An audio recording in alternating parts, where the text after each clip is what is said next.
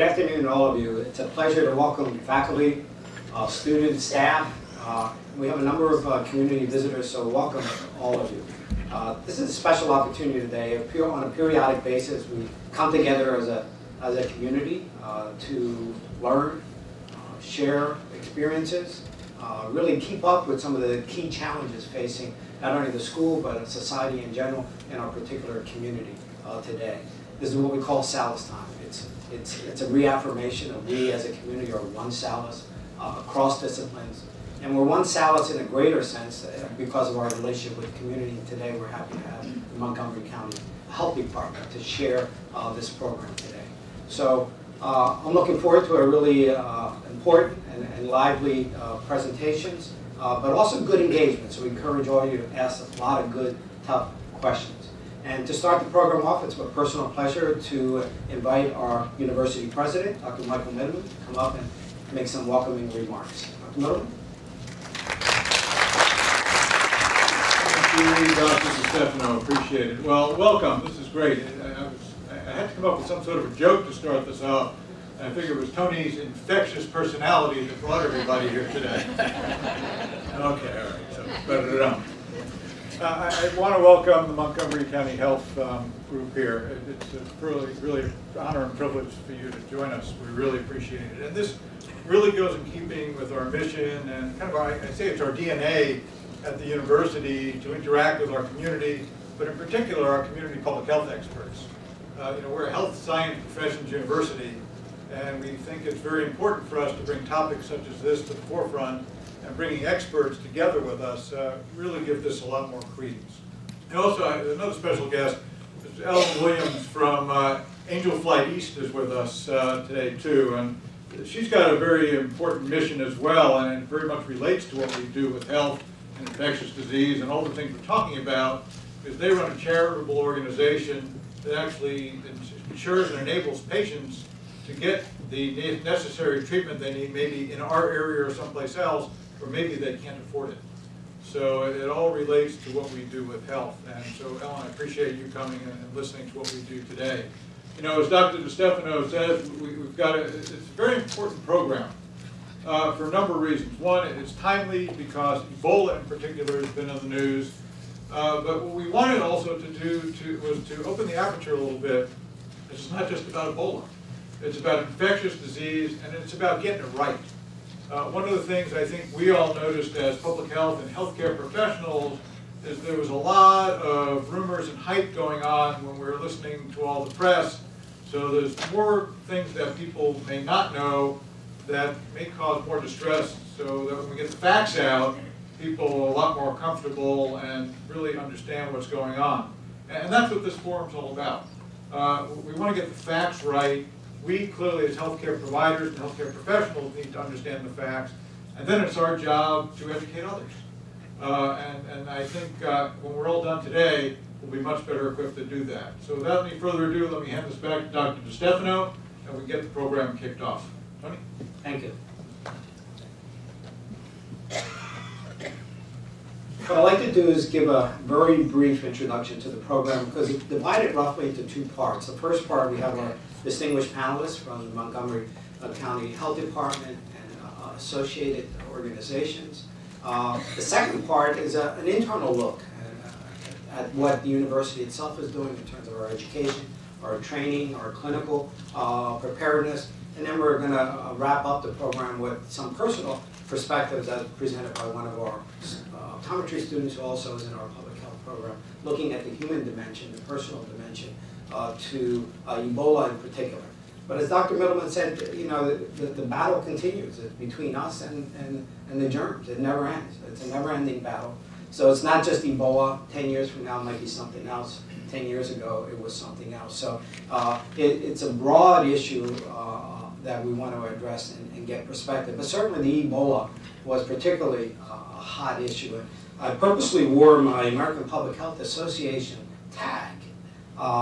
And they had these attachments that said, fear, facts over fear. Okay? And it really set the tone for the whole meeting. It was an interesting meeting because very early in the meeting we found out that the American Society of Tropical Medicine and Hygiene got a letter from the mayor's office uninviting them to come to New Orleans. And that was right in the heat of all the frenzy and the fear and the uncertainty and the lack of information. So, so there is, and I think that happens not just with Ebola, but any of these events that come up. Usually our response is emotional, sometimes irrational, and it's counterproductive in terms of our ability to respond in a rational, intelligent way. So we're very excited about the program today. We're going to kick it off. I'm going to introduce our first speaker, who's going to in turn introduce the rest of the panelists, and that's Dr. Joe Domina, who's the medical director of the Montgomery County Health Department.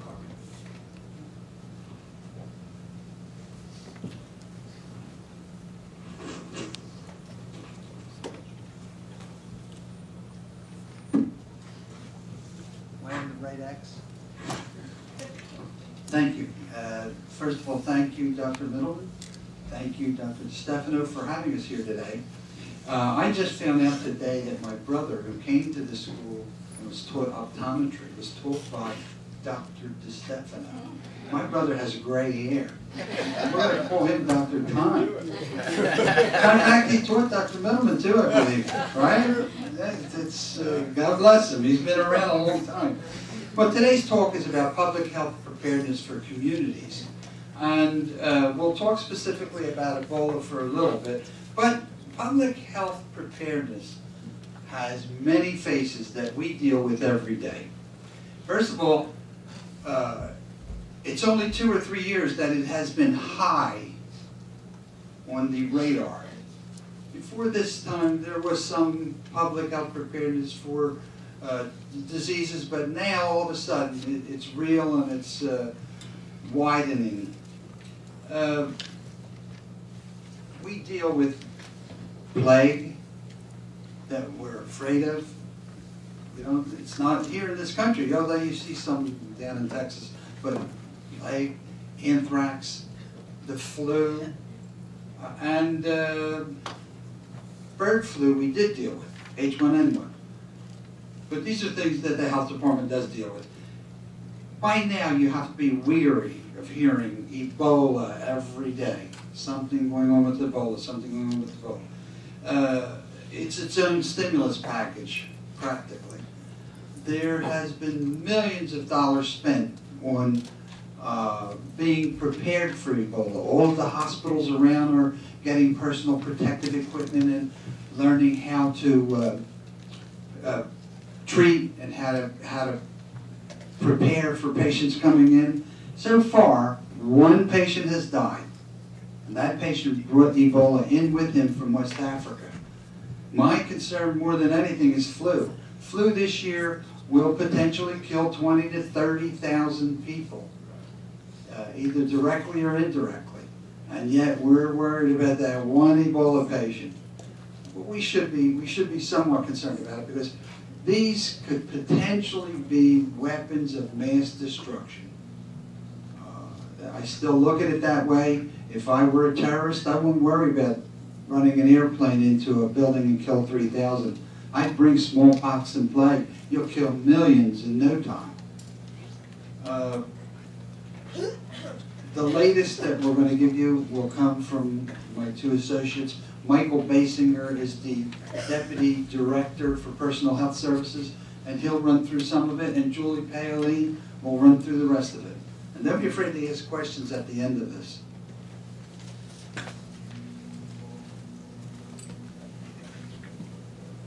Good afternoon. My name is Mike Basinger. I am the Deputy Director for Personal Health Services. And I wanted to give a background about our health department first, so you guys have a good general understanding about Montgomery County Health Department. We're a fairly new health department, established and became operational in 1991. And I want to explain a little bit after I go through a couple of different things about our different bureaus, about how we became a health department here in Montgomery County. But our health department consists of 3 bureaus: a Bureau of Environmental Health, a Bureau of Personal Health, and Administration Bureau. Under Environmental Health, we have 2 divisions: Environmental Health Specialists, and we have a Water Quality Division. Our environmental health specialists deal with our eating and drinking establishments, our pools, nuisance control, West Nile, and special events where you need to have permits and license if you're serving food at those events.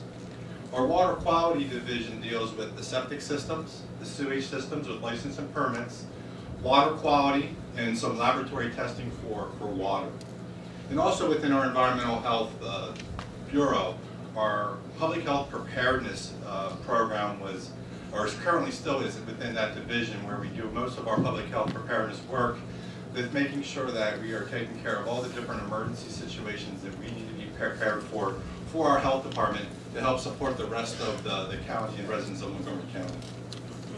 Our personal health services division, like in my division, we have 3 divisions. We have a division of communicable disease control, which Julie will talk about Ebola and other infectious diseases and what we're doing with Ebola within that division. We have health promotion, which is our community health education program. And we have our clinical services, that is our public health nurse programs that deal with our clinics. Within communicable, we investigate over 74 mandated reports. So there's 74 communicable and non-communicable diseases that are reported to our health department on a daily basis. And annually, we see around 10,000 to 12,000 reported cases to our health department, and we have disease intervention specialists working on those cases daily.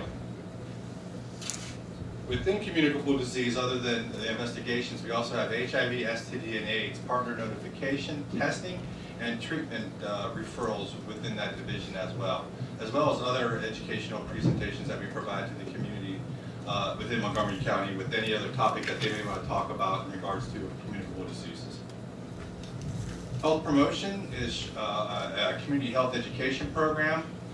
They provide our education programs throughout the community and various different topics from highway safety to seat belt to child seat, booster seats, nutrition, physical activity, heart disease, cancer, and injury prevention. And any other type of chronic or health promotion, community health education program that any of our residents or agencies or schools would like to see, we would be able to develop that program and be able to be prepared and teach that program or present that program in the community. Our clinical health services, which is our public health nurses within the health department, deal with communicable disease clinics, also deal with adult and children immunization programs. We have 3 health centers throughout Montgomery County, in Pottstown, Norristown, and Willow Grove. And those health centers have 2 different clinics throughout the week. So we have a clinic 5 days a week at each one of those locations at different times throughout the day. And within those clinics in communicable disease, we'll do TB testing, treatment, and diagnosis, as well as procedure referrals. We'll also do STD treatment, testing, diagnosis, examinations, as well as partner notification and referrals. And then within our adult and children immunizations, we provide MMR, measles, mumps, rubella, diphtheria, pertussis, tetanus vaccinations, hepatitis vaccinations, AAV, as well as human papillomavirus.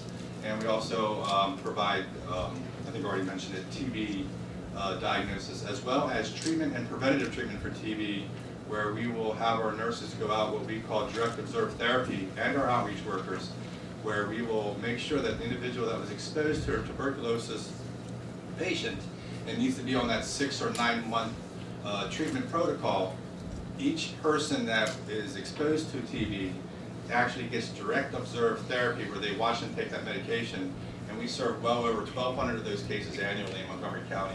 They're not cases of TB, but they're people that were exposed to that we have to make sure that they have that, follow that protocol for that medication. Our third bureau is our administrative bureau, which is basically our support for the whole county health department. They provide our IT support, our fiscal support, office support, as well as communications, and overall general support for whatever our bureaus and departments and divisions need that they can help us out with. They're there to help us provide with that information. A little bit about myself. I've been with the county health department for going on 24 years. I started out at the lower end as a disease intervention specialist, investigating those communicable diseases. After 5 or 6 years of being a disease intervention specialist dealing with Lyme disease, STDs, hepatitis, meningitis, one of my very first cases was doing a meningitis outbreak within a school district, where we would have to go out there and talk to the students, the parents of the patient that I think particularly the case was deceased. It was a fatal case of meningitis, and that was one of my first cases that I did the interviews, investigations, within Montgomery County, within the school district here. We also, I also actually became a disease intervention specialist, became the supervisor, division director, which Julie was, and then now deputy director that oversees the Bureau of Personal Health Services. So going back to when the health department began in 1991, it was a voter referendum in 1989 by county residents to support a implementation development of the health department. And there were 3 key issues that the residents of Montgomery County wanted to see back in 1989. Anybody know what they were? AIDS. HIV/AIDS. Anybody else?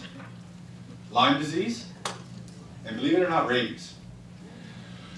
After 20 years and over investigating HIV, AIDS, rabies, and Lyme disease, we became experts on all of those aspects of the treatment, the guidelines, the investigations, the interviews.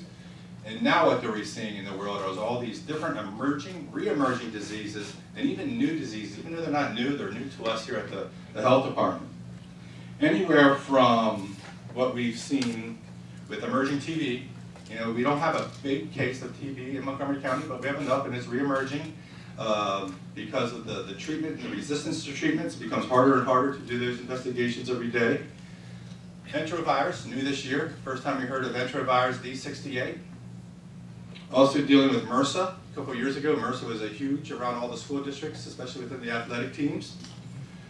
West Nile virus, another disease that was fairly new to us back in the 2000s with the mosquitoes and the mosquito control program. Encephalitis, meningitis with viral meningitis. SARS, severe acute respiratory syndrome. MERS, Middle Eastern respiratory syndrome. Influenza, pandemic influenza. Those influenza have been around a while, but it keeps re-emerging. It becomes more and more important for us to be on top of influenza and pandemic influenza, especially this season where we might be seeing one of our larger number of cases of influenza and a severe number of cases of influenza since H1N1. And we may even be seeing a higher number of cases that we saw before 2012, 2013 with the number of cases that we've seen in Montgomery County. Well over 1,000 cases. And that's just the tip of the iceberg because influenza is not a mandatory reportable disease. You may go to your doctor and not get tested. They say you have the flu, it never gets counted. So it's just the tip of the iceberg when you hear some of those numbers. And of course, Ebola. And we started hearing about Ebola beginning of the summer. Information about what was going over in the World Health Organization. And just to give you some numbers of what's currently going on in those affected countries, right now there's only 3 current West African affected countries, Sierra Leone, Guinea, and Liberia. Over 20,000 cases have been diagnosed, whether they're suspect or laboratory confirmed, within those countries, and over 8,000 deaths. And this was the current data from Centers for Disease Control as of January 5th. In the United States, as Dr. Domino mentioned, we've had 4 cases and 1 death. Our 4 cases in the United States began on, let me go back, on August 8th, almost towards the end of the summer, the World Health Organization declared the Ebola outbreak a public health emergency of international concern. So that's one date in August 8th, even though we knew it was kind of going on at the beginning of the summer and the spring, that this was becoming an international concern. Of our 4 cases, our first cases was diagnosed and reported on September 30th. And our first case was a Liberian visitor that was in Dallas. And he ultimately died from the circumstances of Ebola on October 8th. And then we had our 2 healthcare workers that took care of the patient within that hospital on October 10th and October 15th that were reported confirmed cases of Ebola in the United States. And then our last case, our 4th case, was a doctor coming back from one of the affected countries, serving with Doctors Without Borders on October 23rd, and he was recovered and discharged on November 11th. And that's the last time that we've had a confirmed case in the United States. Now, all of those individuals had people that they may have exposed, people that they lived with, and contacts that needed to be monitored for 21 days. And each one of those individuals, during that time that the ill individuals were in contact with people, were all traced, were all contacted, and they were all monitored for 21 days. And from all those contacts, and I think it was well over 200, 300 contacts, because there was airplane rides, there was bus trips, there was visits to schools, no cases of Ebola have occurred from any exposures to those individuals. With that said, there is a common protocol now in the United States that anybody that has any exposure to an Ebola patient will go under a 21-day monitoring period, regardless. So we're all ready in case we get our first person of interest, person under investigation, or possible exposure to Ebola, that we know that we'll have to monitor that individual and for 21 days, depending on what type of signs or symptoms they have, what happens, and Julie will discuss this more when she comes up. What happens if they develop signs or symptoms within those 21 days? What's the protocol for that? What hospital do they go to? Where do they go to if they become a confirmed case of Ebola? So she'll discuss that as we move on further. Another thing that our health department and all health departments are doing within the United States is that we're also monitoring visitors that are traveling back from the West African countries. And as I mentioned, there's those 3 West African countries. There were 4. One got taken off the list. It was Mali. Nigeria was on the list at one point in time. They were taken off the list because they are considered Ebola-free after 2 consecutive 21-day incubation periods, monitoring periods, and they're taken off the list. So with those 3 West African affected countries, Liberia, Sierra Leone, and Guinea, at their departure of their airport, they're getting information and they're being monitored for signs or symptoms and fever of Ebola. They travel. They only come to 5 airports in the United States: JFK, Newark, Dallas Airport, Chicago, and Atlanta. So as soon as they arrive to one of those 5 area airports or international airports, they're being monitored again.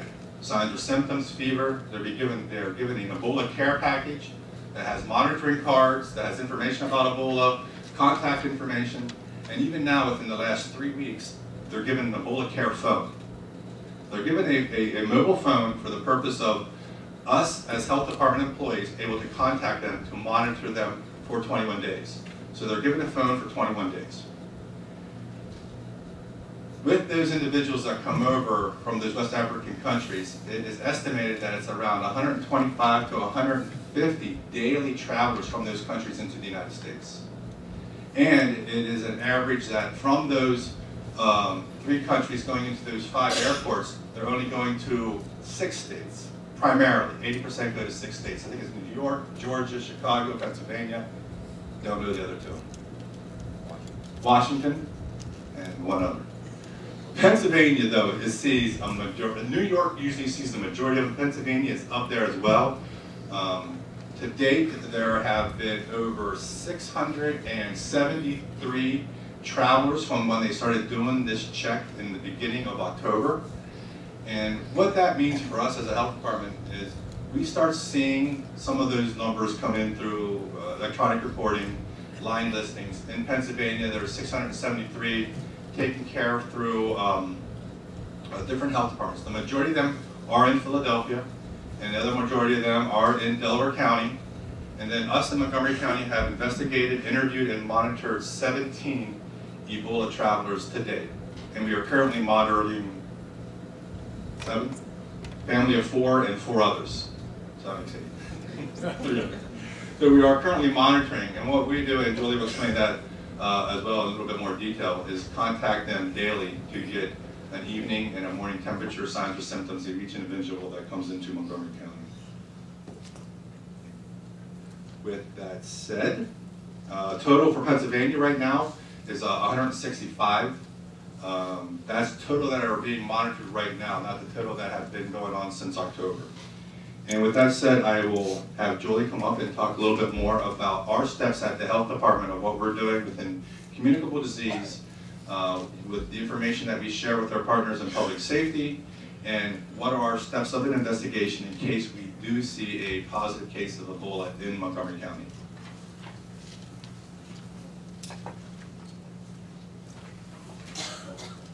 Thank you, Mike.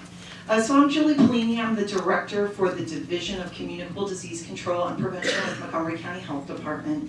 And as Mike mentioned, we have a number of disease events that we monitor each year, but of course this year, really unique time to be working in public health with, Ebola going on in West Africa, and then of course how it affected us here in the United States. So I thought it would be important for me to pass on to all of you what we're doing. It may be hard for people to conceptualize, if Ebola is not here, well, what are the health departments doing? What are they doing at the local, state, and federal level? But I'm really going to, because we're here from Montgomery County Health Department, focus on what our local response has been.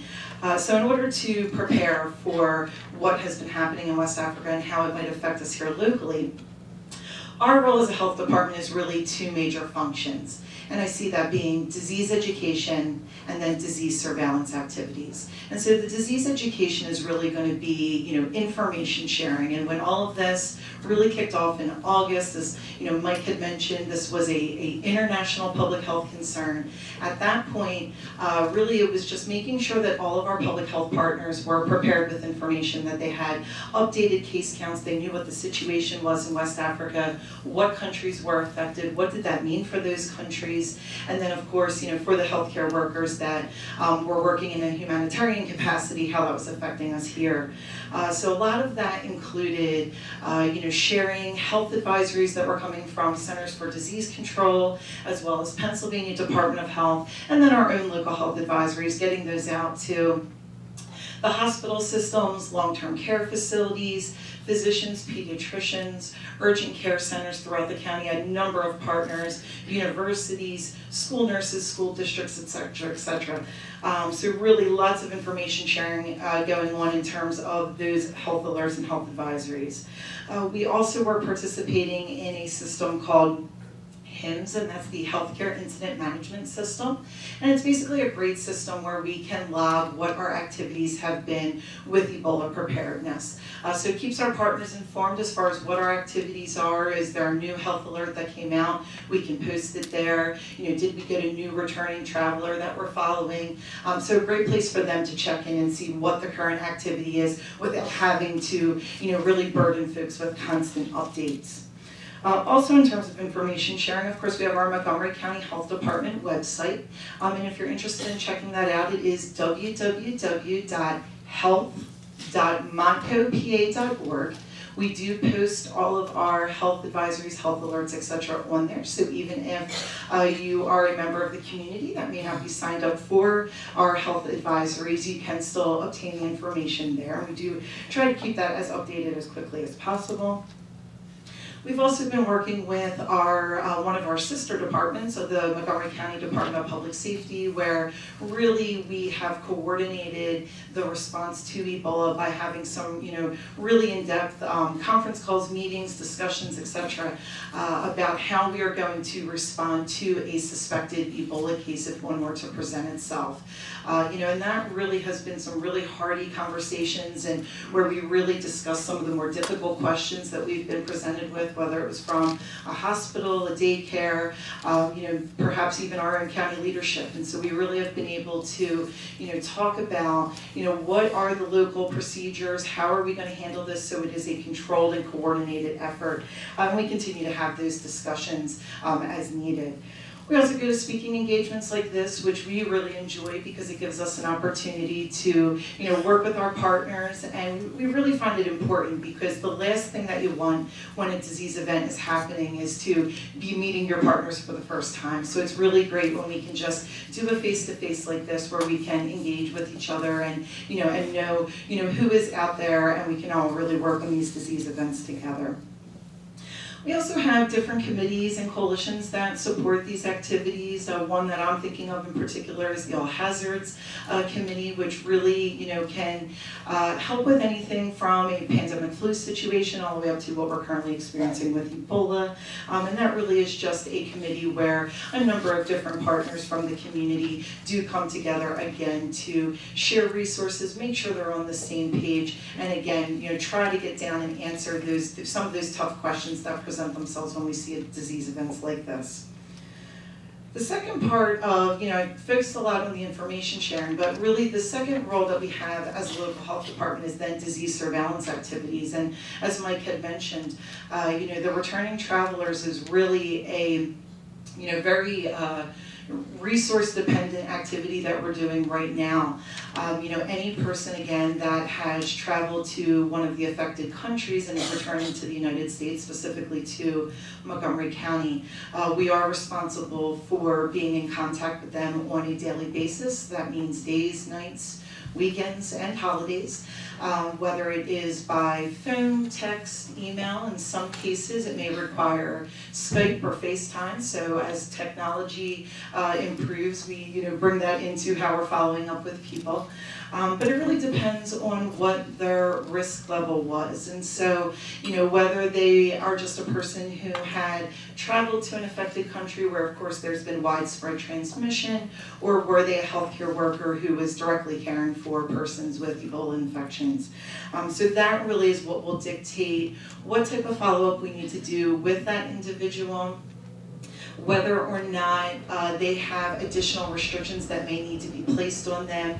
If this is a person that is considered low risk, there are no restrictions. They can continue to go to work and school and the grocery store, in church and the mall. But of course, if it's somebody who had those more high-risk activities, again, giving direct care to an Ebola patient, maybe while they were there, they had a needle stick, and and it was an injection that was just given to an Ebola patient. We would consider that really high risk, someone that we have to watch very closely. And so in that case, we may need to restrict that person's movement and not allow them to, go to work during the 21-day period, or school, or activities, or church, etc.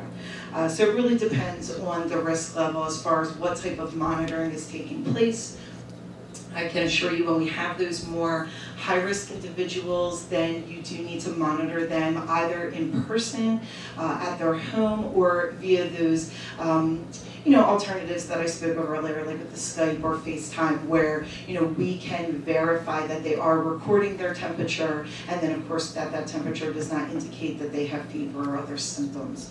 So that's really what we'd be looking for. Also, when all of this started, as you can imagine, the provider community was just, really, I think, very anxious about, what if there was an Ebola case, in our community, and how would we go about handling that. So one thing that we did work on, in addition to, working with our partners at HAB and our Department of Public Safety, we worked to really create a local procedure for outpatient clinical care settings, because, of course, I would love to think that if somebody was becoming symptomatic with symptoms consistent with Ebola, that in the perfect world, they would present themselves to a hospital. But we know that the reality is that they also show up at their primary care doctor's office, or the urgent care center, or the federally qualified health clinic if they're a person that's underinsured or uninsured. And so they don't always present ideally where we would like them to, and so we really needed to ensure that we were prepared for that. So one thing that we did was we worked on a procedure for our outpatient clinical care settings in Montgomery County that really just encouraged them, if someone came in and had that travel history that concerned us, traveled to one of the affected countries in the last 21 days, plus the symptoms that we'd be looking for, whether it was fever or GI symptoms or lack of appetite, whatever the case may be, something that would really say, okay, red flag, this could potentially be a person with Ebola. At that point, we were asking them to isolate that patient into a private patient room, where we would then, pull them away from other patients at that facility, other staff members at that facility, to really limit their contact with other persons that are there.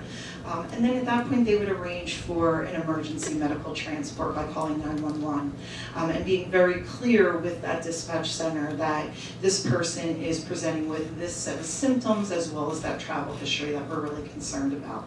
I knew that other jurisdictions, the way they chose to handle that was to perhaps have those healthcare providers don the appropriate, what we call PPE, or personal protective equipment.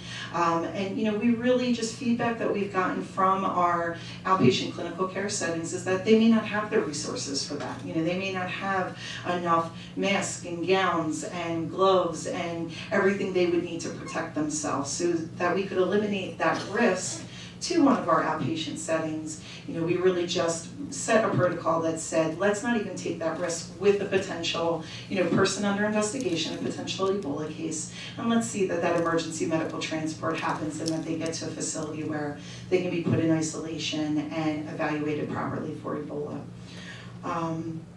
So let me talk about what the steps would be that we would go through to, confirm if what we're dealing with is an Ebola case. Many people say, my goodness, how would your health department handle something like that if you got that call?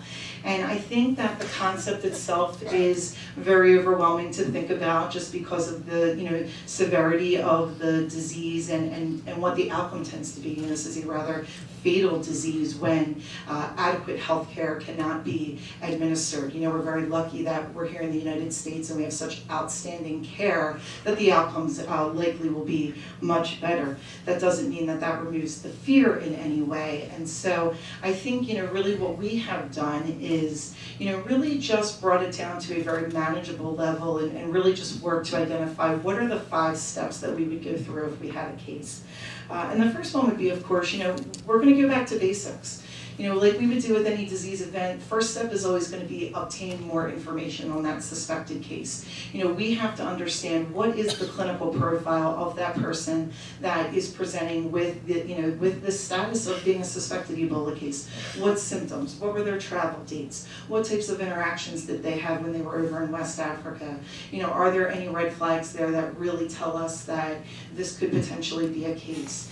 Because one thing that, my hats are off to the clinicians in the community, because if they have in fact done any type of travel, especially internationally, Ebola isn't the only thing that you need to be considering. You also need to be thinking about norovirus and influenza and other diseases like malaria that are endemic to the areas that they travel to. So just because someone is presenting with the symptoms that we certainly are concerned about, we still want to take the proper action, but I don't think we go hitting the panic button because there are several infectious diseases that do in fact need to be considered.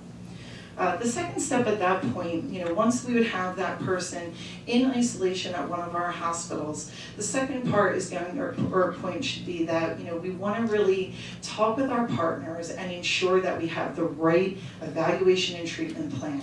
And so what would happen is very quickly, once that person had arrived, us as the local health department in Montgomery County, we're going to be on the phone with Pennsylvania Department of Health, the Centers for Disease Control, and that receiving hospital to talk about this case and really come up with the game plan of, what are we doing to move forward with this patient and confirm if in fact this is Ebola.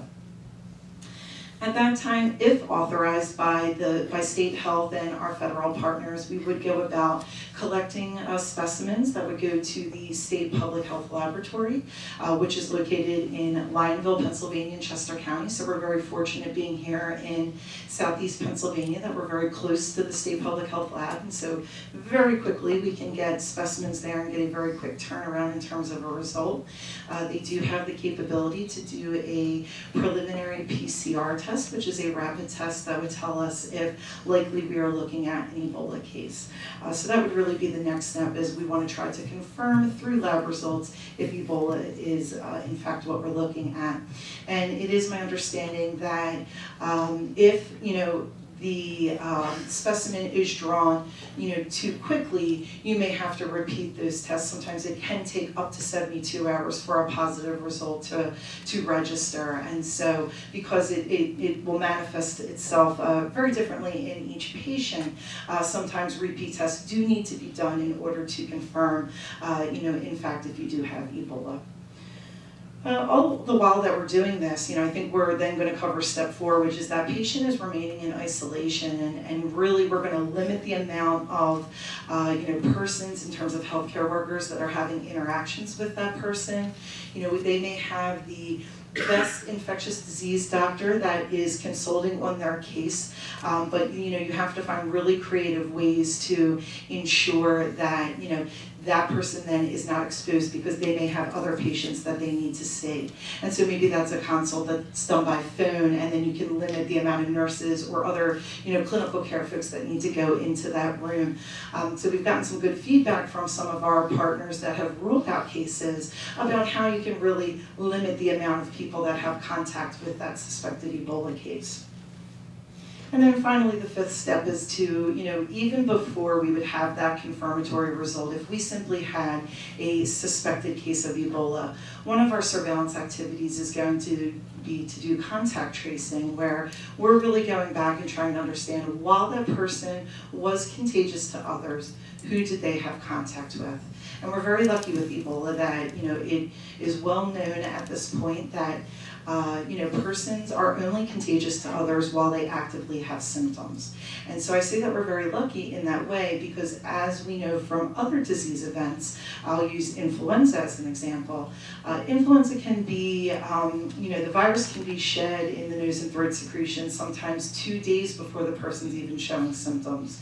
And so the fact that we have a very, focused time frame that we can look at in terms of who was exposed, I think really limits the amount of people that you have to have a great concern for. And so contact tracing would be one of the activities that local and state health department would be involved in terms of assessing who may need monitoring at that point following interaction with this suspected and possibly confirmed Ebola case. And so that's really what the current plan is. As far as if we get a suspected case in our county, we consistently are speaking with our partners.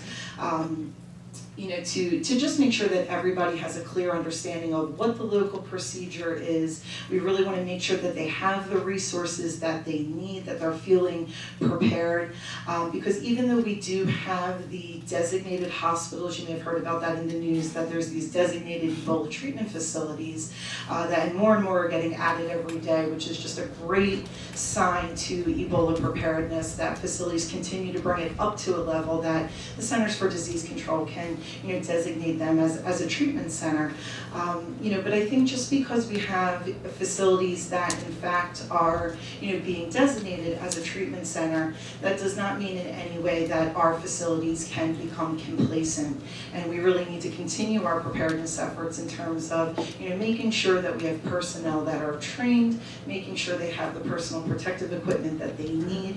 All of that is still very important because at any time a suspected Ebola case, either because a returning traveler has become symptomatic, or perhaps a healthcare worker that may have been giving care to an Ebola patient who has since returned, could present in one of our facilities. And so we've really been encouraging all of our acute care facilities as well as our outpatient settings to really this isn't going away anytime soon, and so they really need to continue their efforts to be prepared and not stand down in that case.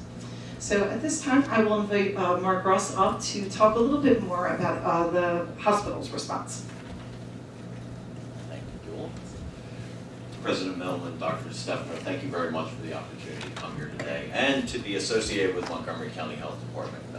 Dr. Domino and I go way back from, as he likes to refer to as, I was a pup. My name's Mark Ross. I'm the Regional Manager for Emergency Preparedness for the Hospital and Health System Association of Pennsylvania, and also the Deputy for the statewide program. Unfortunately, for the past few months, very much like my public health partners, I kind of thought I was in West Africa for a while. Okay, we've really had this come up. But to get to where we are today, I need to give you a little bit about our healthcare preparedness going back a ways. Hospitals, believe it or not, are extremely competitive, and they don't like sharing information amongst themselves. After 9/11, they realized we needed to talk when it comes to emergency preparedness and disasters. So after 9/11, it really ramped up rather rapidly. And in this region, we have such an influx of healthcare facilities. We have over 60 acute care hospitals in this 5-county region. Over 200 and some licensed long-term care facilities. That's just by DOH. And over 2,000 when you throw in personal care homes, FQHCs, and so on and so forth. We have the largest concentration of healthcare in the state of Pennsylvania in these 5 counties. Okay? And we didn't talk. So at that point, we started a program in the Southeast that got hospitals initially, together, to talk about emergency preparedness. And they were sharing information, and they were talking to each other about what they had in supplies and what their plans were and things of that nature. It went so well that it bubbled up all the way to the federal government, and they came up with this phrase. Now that started in 2001. The federal government, 2 years ago, came out with a program called Healthcare Coalitions for Preparedness. Guess who it's modeled after? You're in the region. We're the ones that started it. Now we call them zones. We have a zone in Montgomery County. We have a zone in Chester County. We have 2 in Philadelphia. We have a total of 6, all told. 4 suburban counties, 2 in Philadelphia. But that is our healthcare coalition. And then we realized, hey, we're not just hospitals. We are the FQHCs. We're the long-term cares. We're all those entities. We're the private practices. So we started bringing in all our partners to have communications. I get to see these wonderful people at least once a month at our Montgomery County Zone meeting, where we collaborate together with emergency management, fire, police, EMS, public health, healthcare, inclusive of hospitals, a whole of community approach to preparedness. This has helped us with what took place in this country. D68 was mentioned. D68 is one that still scares me much more than Ebola. It's killed more people in this country than Ebola has. Mike brought up that we had 4 cases. I agree with that number, but I like to say 2. Okay, because the other 2 brought the disease into the country. We only have 2 patients that were infected within this country, and they were healthcare workers. What caused it? You may never know that, but it's probably a breach in protocol. Probably in the doffing of their PPE is where it looks like. So we have stressed PPE, donning and doffing, and the proper PPE. There was this big fluctuation of what are we going to wear, what are we not going to wear, are we going to wear moon suits, or are we not going to wear moon suits? And I will tell you that the CDC did not do us any great service when we showed the healthcare workers coming back from Africa, and they're being transported in a bubble, and they're going in and people are in what we call moon suits, full hazmat suits. If they weren't what we call wet or dry for an Ebola patient is infectious being wet, where there is a lot of volume of fluids coming out of the individual, or dry. If they're dry, you don't need all that. I loved the facts over fear, because that's what we needed to know, and we put fear in everybody to begin with. So, the facts were, the CDC decided after it happened there were 5 airports they wanted everybody to come through. That's where CDC focused their screenings, everything else. We've gone through those airports. Now there's a thing called the Big 6, which are those 5 airports and the state of Pennsylvania. How did Pennsylvania become into the Big 6? Mike kind of hinted at it. Do you know where the majority of returning travelers from West Africa go to? In some days, it's up to 70% of them come to Pennsylvania. Of those 70, 90% of those 70 go to Philadelphia and Delaware County. Montgomery County is close behind. But Philadelphia and Delaware County. Of those 156, I think Mike said, are currently being monitored, I think all but about 10 are in the southeast region. So why do we have a big influx of healthcare? Why do we worry about preparedness? We're most at risk for this. What did Ebola do for healthcare preparedness? This is the new normal. For years in preparedness, we dealt with hazmats outside of the emergency department or at the emergency department. We cleaned people off, and then we brought them into our hospital and they were clean. Now we take a patient with Ebola, they come into our ERs, they're clean. They get worse, we send them up to our ICUs, and they become a hazmat in our facility.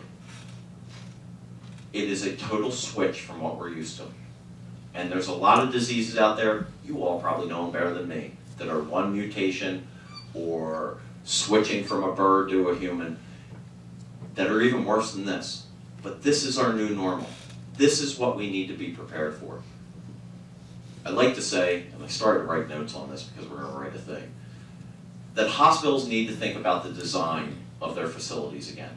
We need isolation units. We need isolation units with anterooms where we can safely don and doff PPE. We need to be able to handle a hazmat up on the ICU floor. There's going to be a change in healthcare thanks to Ebola. 4 containment units in the United States. Every traveler you saw coming back either went to NIH, Nebraska, Emory, and the 4th unit is called St. Patrick's, which is in Missoula, Montana. Why does Missoula, Montana have a containment unit? Anybody know? Rocky Mountain spotted fever. It was actually the first containment unit in the United States. Okay? Of those 4 containment units, how many containment unit beds do we have in the United States? 12. 12. And if you put an Ebola patient in one of those facilities that might be able to handle 2, you just taxed your staff. You're probably not going above 1. Okay? So even though we say we have 12 beds, we probably only have 4. And actually, St. Patrick's is off the radar. I don't know why, and CDC won't answer it. So we actually only have 3 that those patients have gone to. So CDC started to panic. Not panic. They worried well. And started to look at other things. The initial plan from CDC was to have 20 Ebola treatment facilities across the United States, where you would never be more than 8 hours away, drive time, 8 hours away from a treatment center in the United States. Great plan. Pennsylvania fell into that plan because we're part of the Big 6, and our decision from Secretary Wolf was we wanted between 8 and 10 treatment centers in Pennsylvania. And maybe some of them would make it to that national list of 20. Well, as it turns out, CDC released their list a few weeks ago and it was 35. So they went up from their 20. So it was 35 on the list initially. Pennsylvania had 2 on that list. Children's Hospital of Philadelphia and Hospital University of Pennsylvania. So 2 in the Southeast region. Most risk, there it is. We currently have now 4 from the state of Pennsylvania Ebola treatment facilities. Besides the 2 I've already named, Lehigh Valley has come on board, as well as Hershey Medical Center. We have 5 in the pipeline. That would bring us to 9, which was Secretary Wolf's game plan. That process has been long. It's been tough. It is still ongoing. We at HAP, that's the Hospital Association of Pennsylvania, short terms. We at HAP have been allowed, because we are under contract with the State Department of Health to do healthcare emergency preparedness. We have been on all the site visits that have taken place in the state of Pennsylvania. I've been fortunate enough to be on all but 1, and it's been a multi-tiered process. We start with a state visit, which includes State Department of Health, local health departments, the Hospital Association, Patient Safety Authority, so on and so forth. We also have a CDC person that is permanently stationed at Pennsylvania Department of Health. He has been on every initial, what we call state visit. We go in and see how they are. It's not a grading, it's what are you doing? And then we go from there. Then we schedule a CDC visit where a full CDC, what they call a rep team, comes in with the state people as well.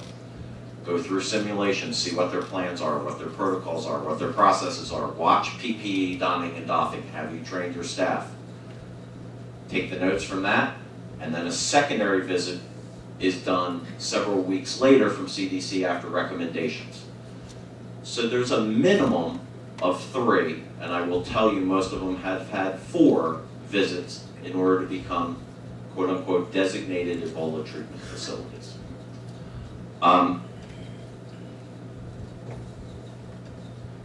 The final visit has included people from Emory and Nebraska. Currently, right now, today, I was fortunate enough to go a couple of weeks ago, but currently today, there are 10 individuals from this region that are at Nebraska while they have a patient in the containment unit learning. We did some sharing with them. I will tell you one of those facilities I name, and I won't single them out, has done such a good job that Nebraska and NIH have taken some of their protocols and are putting them into their facilities from one of our facilities. So, really good. How much does Ebola cost? we'll pick on one facility in Philadelphia. How much do you think they spent in 60 days to prepare to become an Ebola treatment center? $1.68 million in 60 days to be prepared to take care of these patients. What's their volume of being able to take care of? They have 2 beds. Don't go above 1. $1.68 million in 60 days to prepare. Now, let's look at the community hospital. And I'll pick on my old stomping grounds. In Montgomery County, Mercy Suburban Hospital, community acute care facility. Actually, Terry's in the background, I'll make it Elkins Park. How much have they spent to prepare? Terry, do you have to buy PPE? Okay. Do you have to change your protocols? Do you have to train your staff? That's her time. So we take her time alone, plus everything else. I'll go back to Mercy Suburban because I know those numbers, okay? Over $250,000 to prepare for a community hospital that may never see somebody walk in the doors. But they have to be prepared because every facility in this United States and this state must be prepared to identify, isolate, and inform for any individual that would show up with a potential Ebola. Now, CDC now came out a couple weeks ago and said, we want 3 tiers. We want that immediate facility, we want a middle ground facility that can hold somebody up to 96 hours, and then we want our treatment facilities, which are those 35 plus that they have named initially. Currently, under Secretary Wolf's leadership, we will not do the middle ground. Okay? That is not a plan currently in place in Pennsylvania because we've already named these other ones. The only part of the Commonwealth that's missing is out west. You can read through the lines that some of those in the pipeline might be out there. You'd never be more than a 2-hour drive, 3 maximum, anywhere in the state to an Ebola treatment center. Okay? That's the plan. So we go from the community hospital that needs to identify, isolate, and inform to our treatment centers. More cost effective. Why would you take a patient and hold them for 96 hours in one hospital when they're now at their sickest? Now you're going to try to transport them to an Ebola treatment facility. Doesn't make much sense to me. Okay? Now, close calls. I never thought I would say, whew, it was only malaria. But I've said that a couple of times in the past few months, and it's great. One of our first close calls and the first PCR test that was ever done in the state of Pennsylvania was done not far over the border from this county. I'm not going to violate HIPAA, I'm not going to tell you, but I'm going to tell you about the person. Saturday night at 7:30 in the evening. Person shows up in the emergency department. I have a fever. I have nausea and diarrhea. And by the way, I was in Liberia 7 days ago. Why don't disasters happen 9 to 5 Monday through Friday? Turns out the person was an assistant deputy whatever ambassador for the State Department and was in Liberia. Malaria. Whew. Other close calls. We mentioned the 3 countries that are currently on the list. 3 countries used to be 5, 7, somewhere around there. In central Pennsylvania, we had a full-out alert. And besides being preparedness, HAP is also response. When something happens, we go, I bring additional PPE and what have you. We got put on alert for an 8-year-old going to a facility in central Pennsylvania. Fever, diarrhea, thought it was going to be a patient. Turns out after an hour and sending people in that direction, that the child was in Mexico 14 days ago. We need geography lessons as well as fear lessons, okay? Now, I'm going to stop because my time's getting close. I'm willing to answer any questions you have. I thank you, gentlemen, for the opportunity to be here today, and if there's anything we can do, talk to me at a question or afterwards. Thank you very much.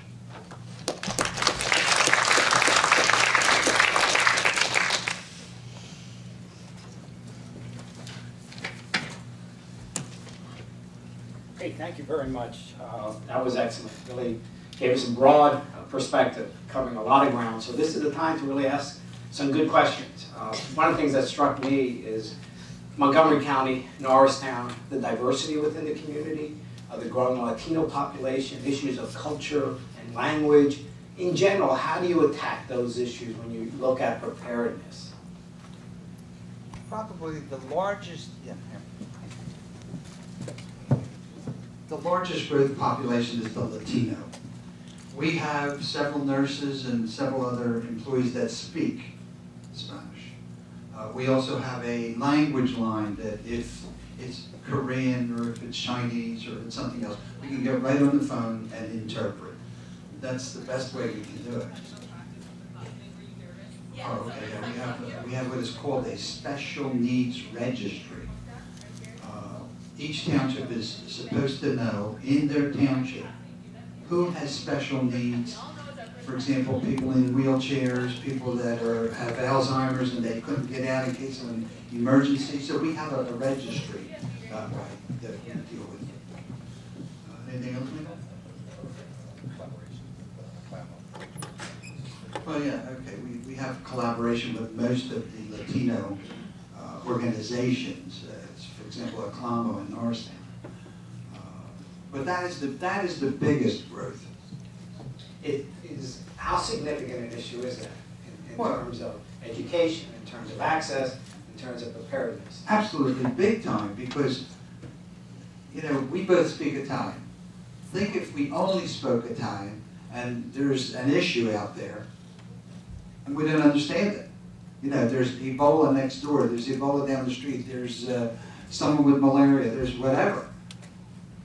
If you don't speak the language, if you don't understand, it's a big issue.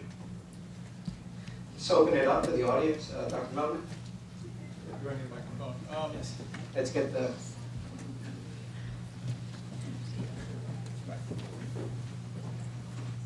Question for the panel. I think you've described very well what we do for medical preparation, and you know, what do we do as far as getting the hospitals or the providers ready, but what are we doing as far as risk communication? So all of a sudden, we have a patient. What's the plan for really communicating the real risk to the population, and do we have a plan on the shelf so that everybody knows what they're supposed to do?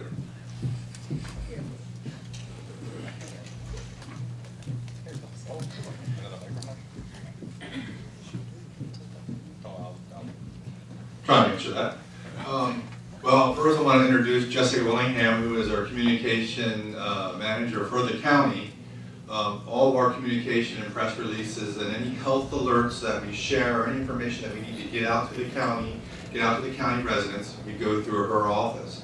But we also have Monco Ready, or Ready Notify Montgomery County, where it's an alert system. And if you haven't heard about it, research it, look it up, you can sign up for it, and alerts get sent right to your phones, right to your emails, it'll be up to your website.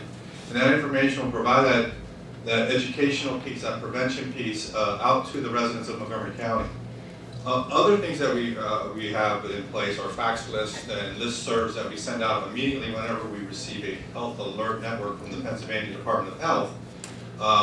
That gets sent out to multiple agencies and places in Montgomery County, but we also redundantly within our health department send that out to all of our key hospitals, all of our primary care physicians, any agency that is healthcare related, township managers, so they can share it with their residents, their websites, their schools, etc. So we have in place where we can get the key messages, the key points to put out to the public, and then we have the means to get it out there. Oh, that's it. And social media was the other comment. Actually, you bring up a great question, because there has been statistics on healthcare facilities that have taken, look at Texas now. Texas's inpatient volume, their elective surgery volume, ever since they got that Ebola patient, down. They may go out of business over it, or have to get bought by somebody. Hospital University of Pennsylvania, 2 days after the announcement went from CDC, saw their elective surgery volume drop. Why? because people thought Ebola patients were at HUP and they were going to get it. So we need, this county is excellent at it, but as a nation, we've been very poor at getting that communication out. How do you get the disease? You can't do this, you can't do that. They're very good at it. Their website, their public information, yes, their social media nowadays is fantastic, but we need to do a better job at it. It's a great question. Some other questions, please. Dr. Boss. I'm loud enough, I think.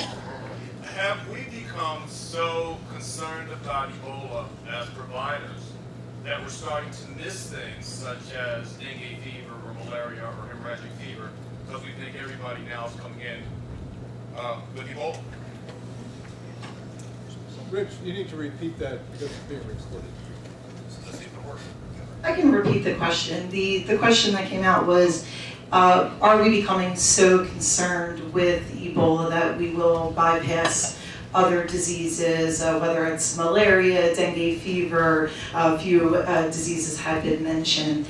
And I would say no to that. I mean, I think our efforts for Ebola, obviously it has become one of the priorities, but in no way have we seen any change in the amount of disease reports that are coming in for other infectious diseases, which is what makes this type of response so unique, is that we not only have to keep up with the, what would be the hot topic or the emerging disease at the time, but also all of the other infectious diseases that are reportable to the health department. And in no way have we seen those numbers drop at all. So I think we are still conscientious and mindful of, the other diseases that affect our community and members that do in fact travel.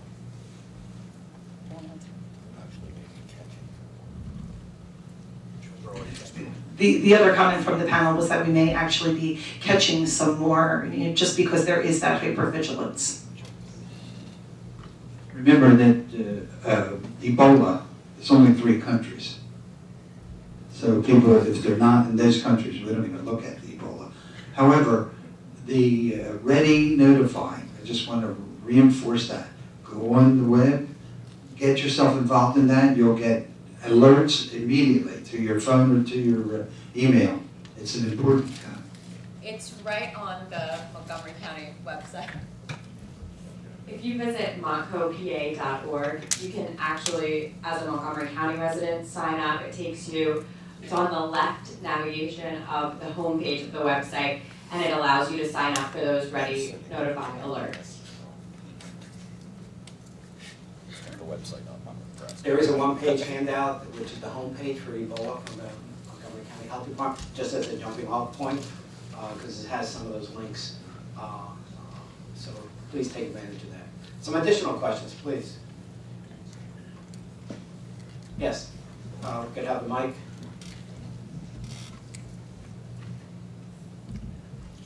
I work at an acute care hospital in this area, and I'm asking for some clarification because the staff always ask, or they think somebody's going to be there for 2 hours if they have Ebola. What labs are we planning on? Is now, if we get a positive from the state, is that enough, or does it still need to go to the CDC, or how's the setup? When are the patients leaving?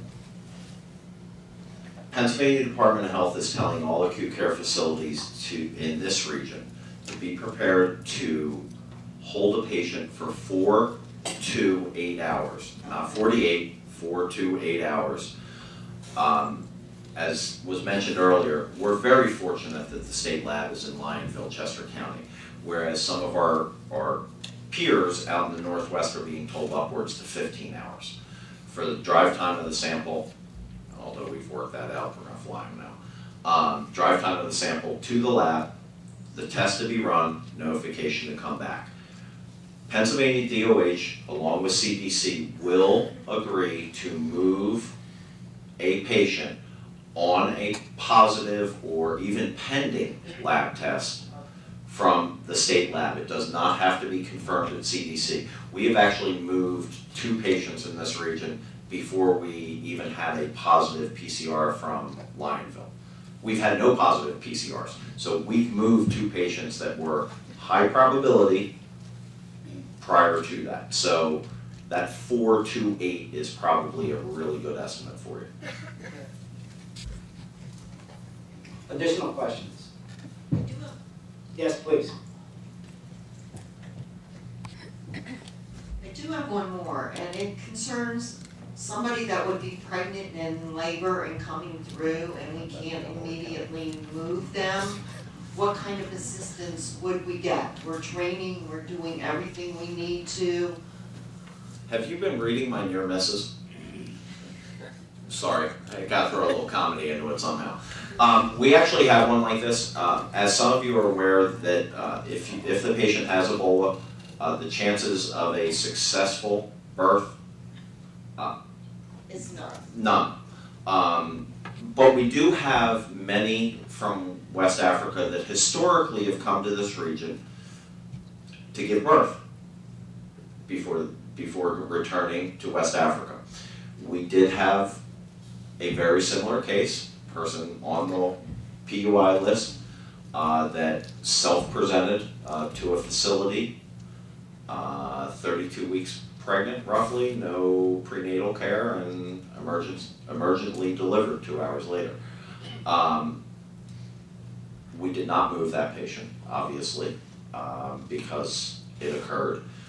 We were there with assistance for PPE, PPE monitors, donning and doffing, additional PPE. We have been asking for additional information, and I know these wonderful people next to me know if they have an OB patient, and we are passing that information along. So if the person is further along in their pregnancy, that we need to let the facilities know that that might be coming. So that is one issue that did arise, and we made some corrections to the state system over that, and they've done a really good job with it. Thank you. Some additional questions, please. These are excellent. Yes. Okay. Hi.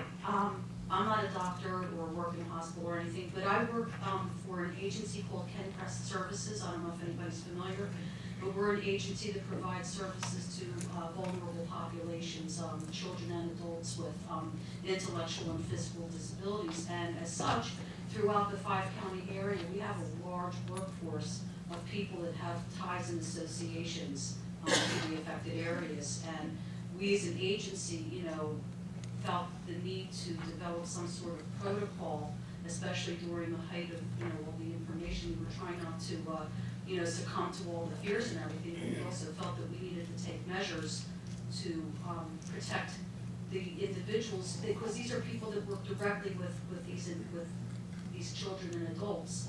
And, I didn't know whether you had any advice for us in terms of how we should be, handling our workforce when we have, they're either traveling to and from the area, or they might have family coming in and visiting. In some cases, we actually have family that have come in from West Africa and moved in with, our workers.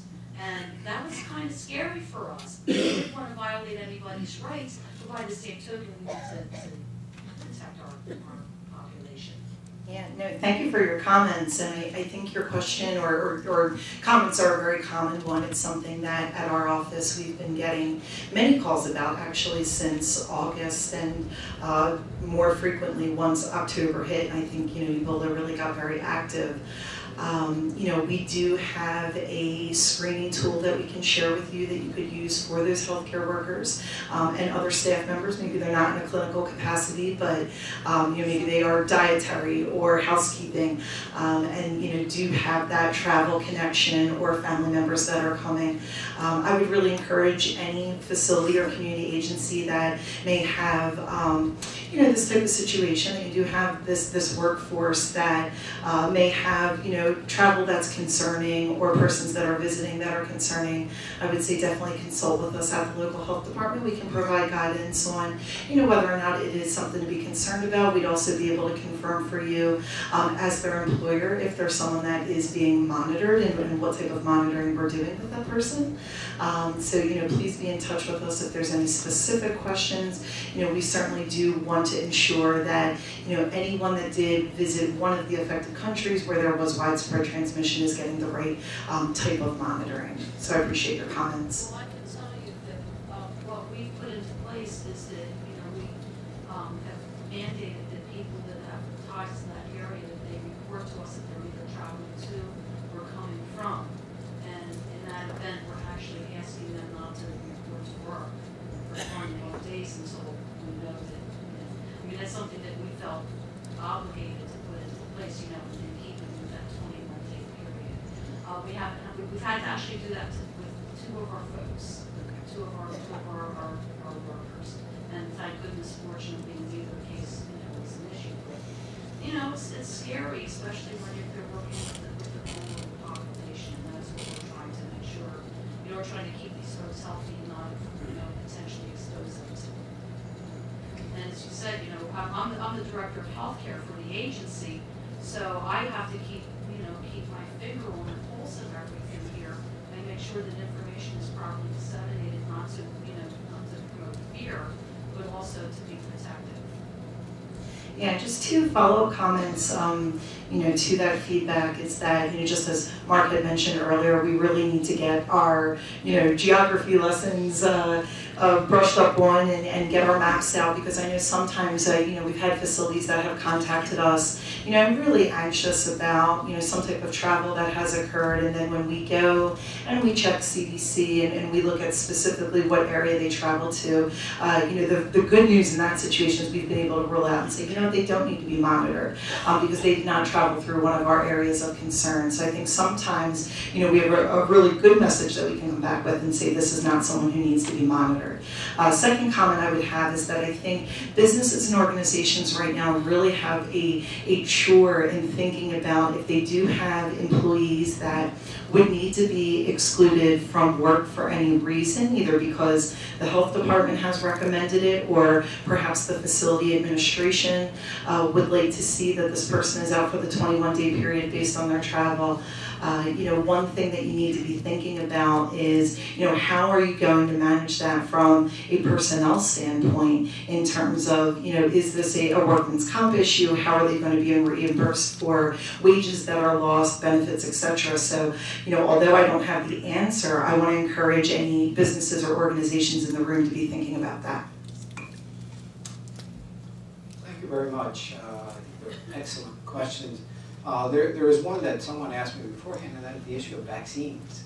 We haven't touched upon that, but I know very early the talk was there's nothing that we can do. There's nothing we can do, and then bingo, there was something we could do, and there was these two. Someone discovered there was these two, vaccines out there, and somehow everyone thought they work, and it raised some moral, ethical issues about, okay, you're telling us there's nothing we can do, and then all of a sudden these folks come here, and there was something we could do, or at least that's the perception. So maybe you can cover just where are we with vaccines in general, and secondly, that whole moral, ethical dilemma of who has access to these things. Yeah, unfortunately, I can't say that I have a whole lot of information on exactly where we're at. I know there are some smaller clinical trials that are being done with vaccine at present, and which is what happens when any disease event occurs, is that we start looking at how can we protect our population and what do we need to go through to do that. Although I haven't seen any data that's come out about the vaccine trials, I'm looking at my partners if anybody knows better. The other comment about CDC and putting people in moon suits was the reason they sent all those people to Nebraska and Emory and what have you. They had the drugs that you were talking about. ZMAP, I believe, was the one phrase. They haven't released anything about any of that I have seen, and I'm getting no's here. They're doing the blood transfusions. They are doing the ZMAP, and now there's a study in Mali over one of the drugs, and nothing come out yet. All right, if there's no other questions at this point, what I'd like to do, first of all, I want to thank the panelists. Great job, wonderful work. Very informative. Also want to thank my colleague, Brian Pasquale, who's unfortunately not here today, but he prepared what I think is a very valuable, integrating presentation called the Black Swan. So I want to go through that very quickly because we still have two more very important presentations that we want to hear. So let's move on, and I'm sure if some of the panelists can remain afterwards, and anyone has any additional questions, we can try to address those.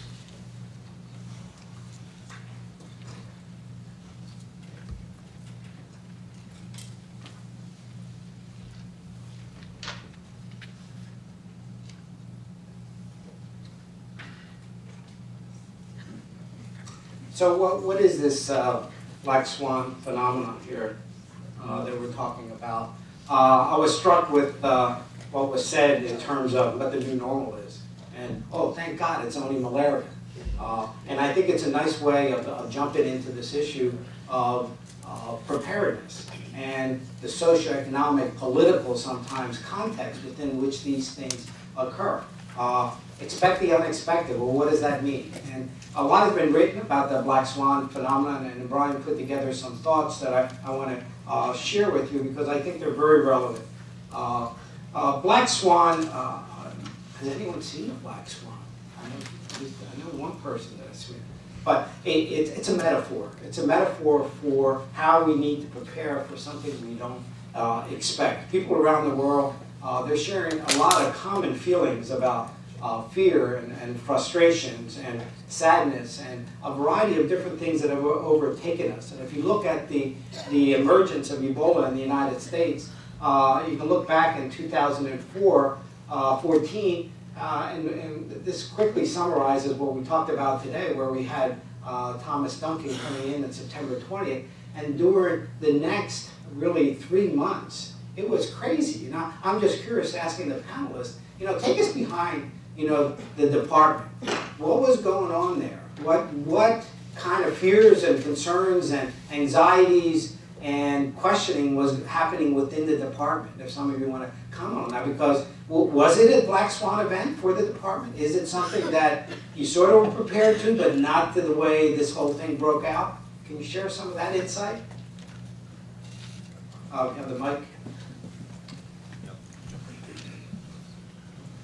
Well, when this did first come out, and we had it on our radar in the beginning of the summer, so we knew what was going over internationally in the West African countries. But once we started hearing cases getting into the United States, obviously there were panics. What are we going to do? What do we need to do? What information are we having out there? What is our public information? What is our medical information we're getting to the doctors in case they start seeing patients within our hospitals? Those were all truly, truly unknown. And even if we go a little bit further and go past that a little bit about how we're going to monitor somebody. At first, when they told us that we were going to monitor somebody, they told us we needed to wear the moon suits. We would have to go to that person's house, fully PPE, pampers, mat, walk out there, knock on the door. Did you arrive just from West Africa? Do you feel okay? That's what they told us that we were going to do. They came from full pampers, from donning and doffing, full PPE, to now the protocol is wear gloves and a mask. Maybe a mask, maybe not a mask. It all depends on what type of conversation you had. So there was a lot of fear at the beginning of this. Like, you know, back again, get the facts first and then you can play it out. So we were, I like that one too. We had numerous hoaxes. I don't know if you heard about that. So when this first started out also, you know, on Facebook and social media, they put a picture up there. School District A has Ebola. Child in this school district has Ebola. Child just came back from this country, not related to one of the West African countries. Parents, my kids aren't going to school. Not for 21 days, or you tell that child to get out of that school for 21 days. So again, a lot of fear was out there in regards to those situations until we could get the best communication, the best message out there to alleviate some of those fears. So Ebola certainly it can be considered a black swan event, and I think this is an excellent summary of the kind of unexpected circumstance we found ourselves in, the frustration, the sadness, the concern, really the complexity of the fears, and really how as a culture we were dealing with this. Early on we were telling them, it's not going to happen here. And all of a sudden, it's happening here. And you know, people were flying. I still remember the two health workers from Dallas that went to Ohio. I mean, that to me was probably one of the most acute points in time where people said, oh, it's out of control. These folks were exposed, they might have it. All these people on the plane, and planes started to do crazy stuff in terms of, it was really, really incredible. So the ripple effect, and that's what Black Swan is all about, anticipating this and dealing with the ripple effect and the consequences of that are not insignificant. If you just look at the data, it is the worst outbreak in history, to give it some historical perspective. And you can see a bit of a cycle in there in terms of how these things happen. But the past is not predictive in a lot of these cases in terms of these black swan events. And you know, we live with them all the time. We have to redefine what our definition of it is. And you look at the black swan events that we've all lived through in one way or another, whether it's a war, whether it's the Ebola, or whether it's Oklahoma and the bombing there, whether it's the Twin Towers. Nobody really predicted these things. They happen, and we probably have not been the same since then. They impacted everything from health policy to legislation to the cost of health care and people's attitudes and about who we are as a society, how well prepared we are, and what tools that we have. And there is a certain herd mentality. Expert advice is often useless, and social phenomena are impossible to model or predict because these phenomena are strongly influenced by social contagion. So it is hard to predict, but at the same time, we still need to be prepared for some of the unpredictable things. I'll go through this very quickly because our panelists covered this, but one of the things Brian put together was to look at how to bring order to chaos. Looking at, as we said, you know, let's deal with the facts and not with the fears. But if you looked at that time period, and even now to a certain extent, you know, the fears just trumped everything in terms of reasoning and logic and just common sense. So we are forced with having to embrace what if. And you know, the whole Homeland Security world is all about what if. So that is the new normal. And thank God it's malaria. So we have a different context, a different perspective for looking at this. And as some of you mentioned, you know, Ebola is one thing, we live with it, we have the fears, but there are other things that you probably, the people we look to protect our health and safety, are probably more worried about than Ebola at this point in time. So it's the tip of the iceberg, the tip of the spheres. We're dealing with all these issues, and we have no reason not to think that they won't continue in black swan-like ways, unpredictable kind of ways. So I think one of the things that was touched upon earlier, and then Brian and I have discussed, is, you know, in terms of building a relationship between the health department and academic community, we have resources. And preparedness is a community affair. And as health providers, even at the student level, we have a responsibility not only to know what's going on, and I know you have volunteer corps that all of us can get involved in one way or another, not just for these kinds of black swan events, but for other things. So it creates awareness, it shares the information, and it gets us hopefully to a better, because there are gaps in what, and one of the things that amazes me, how you were able to mobilize and how you've established almost a national standard within Montgomery County with probably not a lot more resources than you were dealing with, because it's always a resource issue. So you're to be congratulated for the kind of impact and leadership that you demonstrated here. So black swan events do occur, although we can't predict them. They are consequential, they have impact. We all need to be prepared. And thank God we have leaders and public health workers such as our Montgomery Health Department who really educate us, keep us involved, and we look forward to a strong ongoing relationship to build on that. So thank you again all very, very much on that. All right, we want to shift. We have a little time left. I think we're on schedule pretty well. What we wanted to do is we looked externally to see, you know, what's happening, and so we said, well, let's look internally. What have we done? What are we doing? So I'm going to ask Mr. John Gao to come up and talk about what our clinical facilities are doing, what our experiences we have. And then we're going to follow up with an interesting personal student perspective to sort of, I think, bring all these different dimensions together. So John? Thanks, Tony. Can you bring up the Yep. slide? So as Tony said, my name is John Gow. I'm the Vice President for Clinical Operations here at Salus University. And I want to ask you a question. Do you want to hear my favorite Ebola joke? No. You won't get it.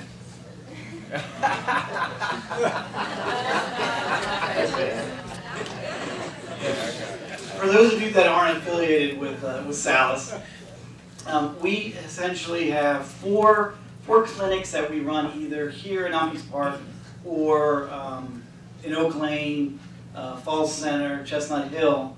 And then we also have two very small but two hospital-based clinics at Bryn Mawr Rehab and at McGee Rehab.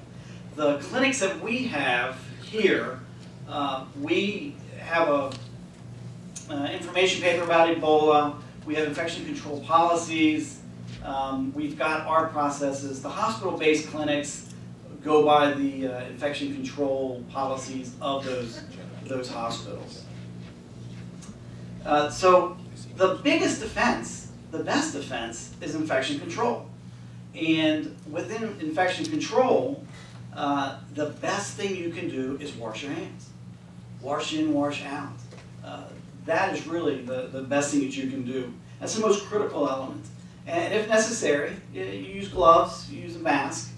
And this isn't just for Ebola or some traumatic infectious disease. It's for anything that's contagious. It's very valuable. So in response to this, the Ebola, we did increase our PPE.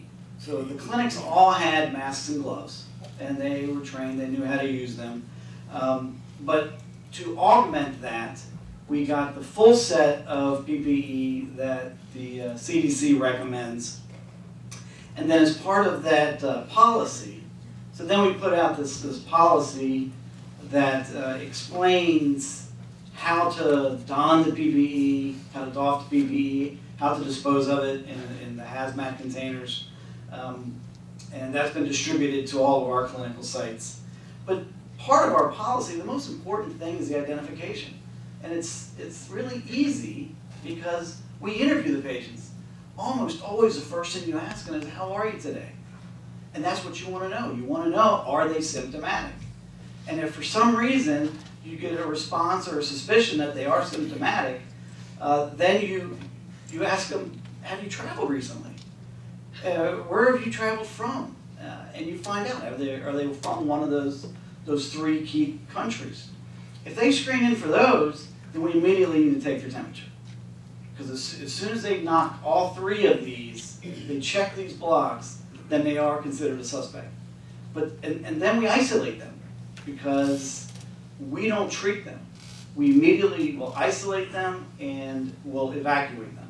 And we'll contact 911, we'll let the ambulance or the emergency service know what we suspect and why, and where we are. And that patient will be isolated until they get picked up. And luckily, where we are in both Montgomery County and Philadelphia, the response is fantastic. Our emergency response is great. In that policy, though, there's other steps that are also almost as important. There's a notification. We've got to notify the different health departments, whether we're in Montgomery County or Philadelphia. And then we've got to do some practical things. We've got to have a contact log. We need to know who talked to, who touched this patient, where did the patient touch.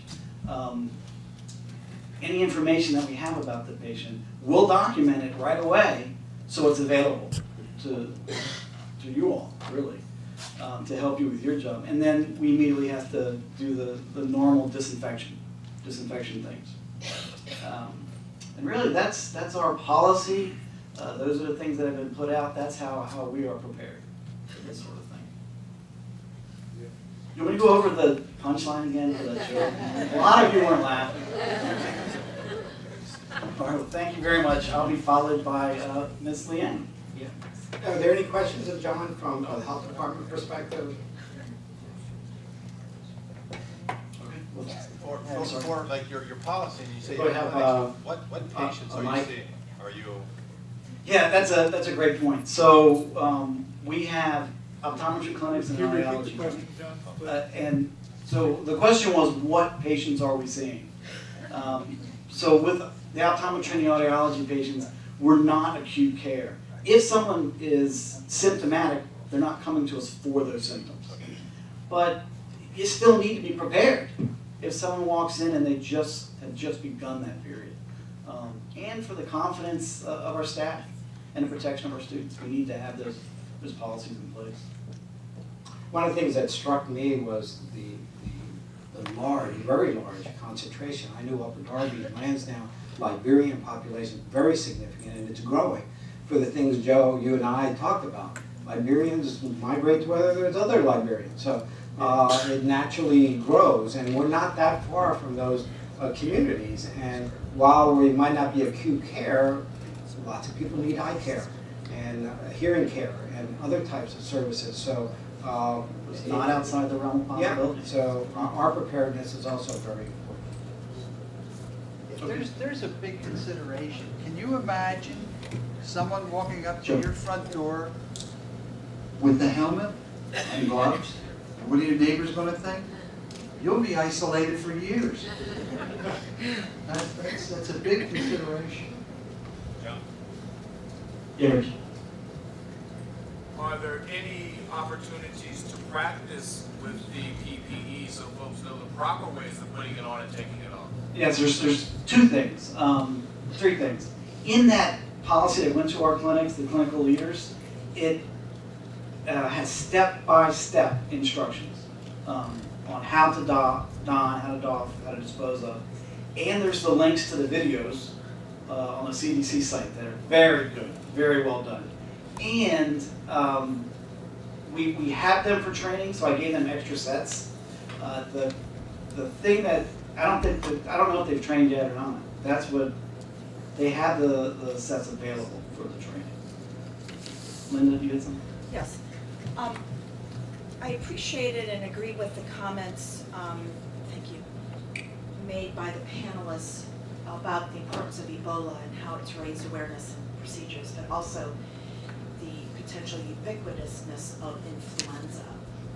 And even on the front page of the Inquirer today, mentioned that we've not yet peaked in terms of the number of cases and that the immunization has somewhat missed the mark because of the mutation of the virus.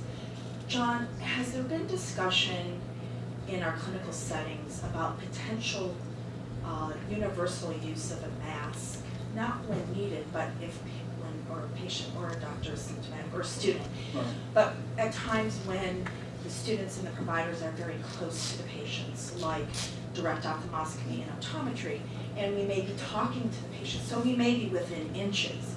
I think it's not only has the opportunity as protection of the providers and the patient, but also to be a very visible demonstration of our commitment to public health issues and concern for the public. Yeah, I don't know of any discussions. No, not at all. And I'm not entirely sure that I would be the proponent for those discussions. But I can easily bring it up with the service chiefs. One of the best things you could do for that, and you'll find most doctors don't wear a mask when you go see them. One of the best things you can do is not let anyone work in those clinics that didn't get a flu shot. Right. In spite of what happened this year with the flu. Everybody that works in that clinic, everybody that works in a hospital should absolutely have a flu shot every year. We're trying to push the issue that it's mandated in every hospital. I think did we get there already? Yeah, it's mandated. There in your county. Yeah, it's mandated, and that's what you can do. A very quick story about the fear and how fear-mongering goes. Mike mentioned it. We had a student from one of the largest high schools in our county get a newspaper from Hawaii. And in that newspaper, there was a student that had questionable Ebola. He was admitted to the hospital. The student gets a copy of the newspaper, changes the name to the school he's in, and submits that paper all throughout. They practically had no children in school that day. And that's true. They do crazy things like that. Well, thank you very much, John. I appreciate sharing that information. It's a personal pleasure to introduce our last speaker, Ms. Lily Liang. Lily is a third-year student at the Pennsylvania College of Optometry. She's also enrolled in the Joint Optometry Public Health Program. And I'm very excited to have her here share some sort of the human personal perspectives and some of the things that student activists and concerned students are doing. Thank you, Dr. Stefano. As you mentioned, my name is Lily Liang. I'm a third-year student. I just want to share with you my perspective on Ebola. This is my friend. I am Liberian, not a virus. This is William Bill Tubman III. I met him when I was in Liberia. This is not just another world epidemic for me. It actually has affected people that had touched my heart. So just some basic information. I went to Liberia in May 2012 with the organization Youth Action International. It's an organization based in Liberia that I worked with all throughout undergraduate career. And I finally went to Liberia to see what they do on the ground and also do a malaria project with them. So through their experience, I've met a lot of locals and a lot of healthcare professionals. And this is the founder of the organization, Dr. Kimi Weeks. He is also the person that inspired me to do everything that I'm doing right now and take initiative. So just a quick geography lesson that we've been talking about. So Liberia is just this one highlighted here. Perspective, America's over here, South America, Europe's way on top. So the three countries we've been talking about, Sierra Leone's right this way, right on top is Guinea, right next door here is Ivory Coast. So as you can see, this geographic location is actually created very easy access to the states. This is a Liberian flag. Doesn't that look very familiar to you? Yes, because the United States actually gave rise to the nation of Liberia. In the early 1800s, when there was a free slave movement, what they did was they actually gathered up a lot of African slaves, put them on a ship, and then just kind of sail them across the ocean to Liberia, which is conveniently at this corner. It's pretty much the first point they reached, and called Liberia, the land of the free. The capital is called Monrovia, which is named after the president at the time, James Monroe.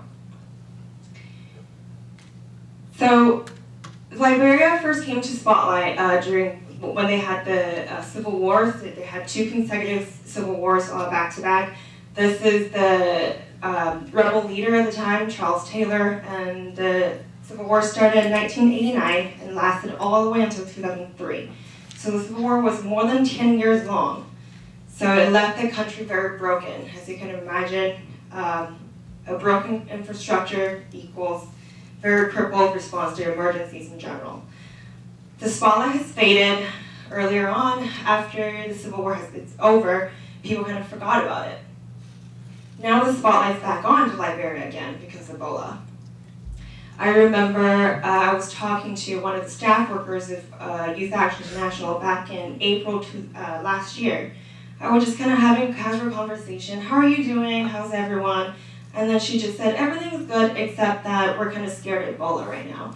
And I didn't hear about it at all at that time. No one was talking about it. It's not on the news. And I was just really baffled. I said, there's Ebola going on in Liberia? And now just look at the numbers. As of January 5th, 2015. Now these numbers don't really mean anything to you if you can't compare. So Liberia has the highest fatality rates compared to the three countries that we talked about. And then also it has the least amount of physicians available per 100,000 population. It also has the least amount of beds available to fight Ebola. And obviously, it's all very devastating, but one thing that I do want to clarify is that when the spotlight, I can feel the spotlight fading on Liberia already, but does it mean that the fight is over? Have you forgotten about Ebola? Have you talked about Ebola over the break? With holidays, it's not a holiday topic. It's not really on your mind.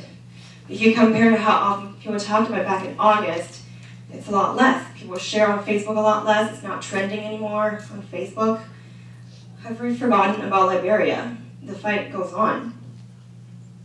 And one thing I want to clarify is that despite all the media on Liberia and West Africa, Liberia is not a zombie nation right now. It's not a zombie town. People still go about their lives. I see them on my Facebook. They still, share posts and they still take selfies, all that stuff.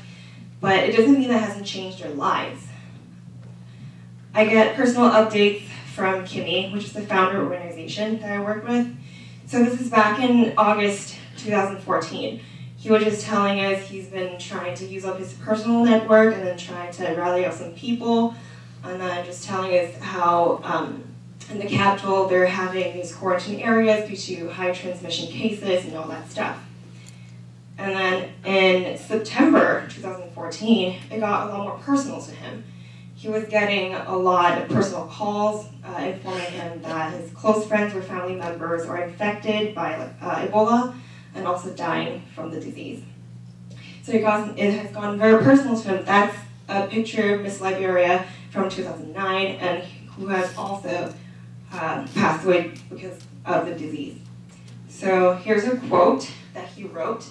"Today I bowed my head and cried, realizing that even if I should get Ebola tomorrow, chances are I would be left home to die in a room with nobody around me. Even if I wanted to go to the hospital, they would not have the logistical capacity to take me in. I would simply be told to keep hydrated. This cannot be the 21st century. This cannot be the new global neighborhood. How can we have possibly simply dying at this rate without beds? Something as simple as $50.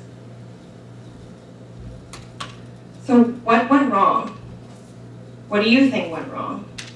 How did it become something so uncontrolled? So this is a picture of a little boy. His name is Love. Yeah, his name is Love. And he is the son of the host that hosted me when I was in Liberia during my stay. Do you think he's at risk of Ebola infection? What about compared to this population over here to the right? This picture is taken in Claratown, which is a slum area in Monrovia. It's right by the water. This is not the kind of beach that people want to hang out, and at least for us. But there are mothers washing their clothes. There are children playing on the beach. This is the population that's most susceptible to Ebola, and actually to any communicable disease. This is the very same population that are most susceptible to malaria, typhoid, and cholera. Love, on the left-hand side here, he's not as susceptible to the disease. He's on a nice couch, his house is gated, his mother is going to school, he's educated, and everything around him, it's safe, it's healthy, relatively, compared to the population on the right here. So, there's a general lack of awareness of the disease, and Ebola doesn't infect the whole nation equally. Different populations are affected more so than the other ones. Of course, there are many other factors contributing to the uncontrolled epidemic. So initially there was a denial of the disease. So when the Ministry of Health first announced this Ebola outbreak, just like many other African nations, corruption is a big problem. So a lot of the government workers or even lawmakers actually thought that it was just a scam for them to get money. So there was pretty slow at the beginning to get the political movement going on. And also due to cultural practices. So there's a Muslim population in Liberia. So what they used to do for the dead is that they would actually wash the dead and then keep the water that used to wash the dead for themselves, to wash their face, or just to keep it for good luck. And then also the healthcare situation. The obvious healthcare situation is that they don't have enough infrastructure, they don't have the software, they don't have the hardware, and then also there's a general distrust of the population there. They just don't trust doctors, they don't trust the hospital, and that's another discussion. There's also delayed international support. The reason I'm unclear of, but that is just a general response I get from them, that they feel like the international support was delayed. that cannot really help them out with hardware and the software they're lacking. So what do you think should be done? Now in retrospect, we kind of knew that probably we should have taken this a lot more serious at the beginning and then probably help them out earlier on. But what are some of the things that can be done locally? I feel like it's very important to involve the locals because it's more effective that way. If you have, at the beginning, they thought bushmeat was kind of like a reservoir of the virus, and then that they were trying to tell people to stop eating bushmeat. If you have a team of foreign healthcare workers coming to the community and tell them to stop eating bushmeat, which is a main source of protein for many Liberians, they're not going to listen to you. They're going to look at you and say, it's easier for you to say. But it's very important to involve the locals because we should not underestimate their potential. So Kimmy, the founder of the organization I was working with, he gathered up all his network and then he was able to pull together 75 organizations and then more than 1,500 community youth workers to come together and then fight Ebola together. And so they formed a coalition called Coalition of Organization Against Ebola in Liberia. This is the president of Liberia right now, President Salus Johnson, giving the open remarks on the launch of this coalition, which took place in October last year. And then they really focused on community awareness program. Just like kind of similar what's happening here as well, people just genuinely did not know what a disease is, how you can get it, and how to protect themselves from it. So the coalition just went around, gathered up all these youth leaders, and then they went back to the respective communities and then educate their own people what to do, and then also to ensure the access to information, and then make sure to reach out to remote areas. And of course, there are many other things that come along with this Ebola epidemic outbreak. So Youth Action has always worked with children. So because the government had relocated the funds instead of to orphanages or to children and all that, they have relocated the fund to fight Ebola. So Youth Action kind of took on that responsibility to give food and make sure the children are still being fed, and also food support to the teachers because the schools have been out, they have been closed because of the outbreak, just to support the teachers, and also to provide physical beds to fight Ebola. Finally, I would like to end with this quote from my friend Bill Tubman. Liberia and the other countries affected will get through this one way or the other, but it can be done a lot sooner if we understand that this is not a West African issue, but one of humanity. Thank you.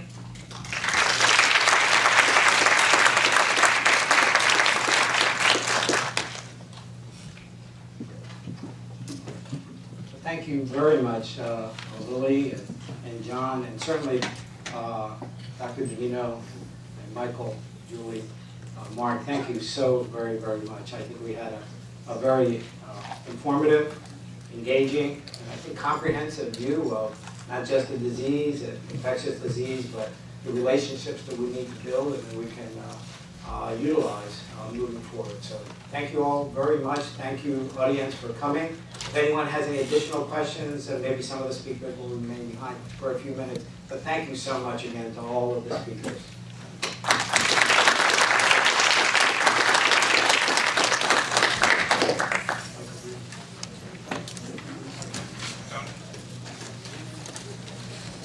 I was just asked by Dr. Smith to say on behalf of the group, thank you, Lily, for bringing the human face to Ebola for us.